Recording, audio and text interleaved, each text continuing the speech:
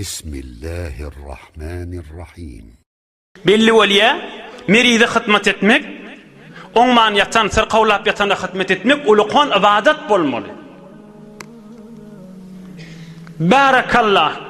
Bir tofor benneli, Hudaý ejrin känden bersin bererdim. Mariz ogly, doğum meriz.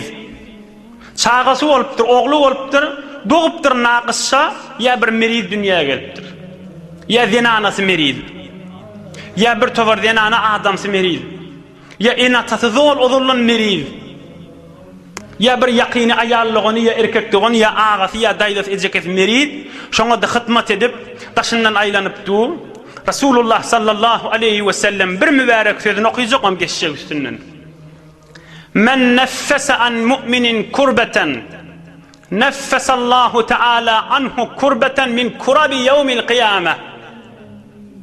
Wallahu teala fi awnil abdi ma damel abdu fi awni ahih. Ravahu Muslim.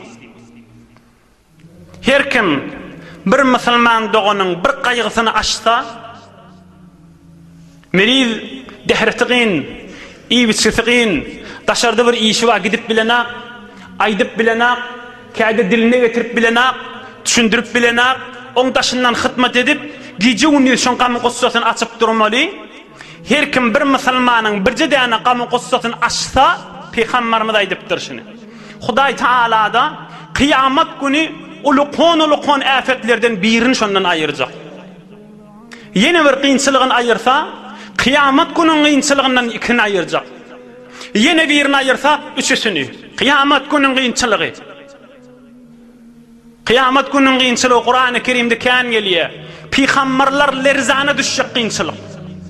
Evliyalar gece yatacak bolanına kıyametin kıyınçılığı yadına düşenine gözlerinin uku ayrılayanmıştı. Danat yansa gözlerinin yaş akıp, Hudaý yaşa kıyamet gününe bizim ýagdaýymyz nähilli bolar kadip, ukudan açylýanmışdyk. Şol kıyamet günün kıyınçılığından men kıyınçılığını ayıracak deyipdir Hudaý Taala. Berekella, şol merize hytmat etip beren adamsy, ogly, enatasy, ya zinanasy, ya dogonjygy, ya bir musulman doganyny Hudaý üçin daşyndan hytmat etip beren, inşallah hem siz görürsünüz, hem şo benni görür. Kıyamet günü ulukon kıyınçılıklarda şo benni gülüp duracak da, lep Peygamberimizin Hudaýyň üstünden beren wa'desi.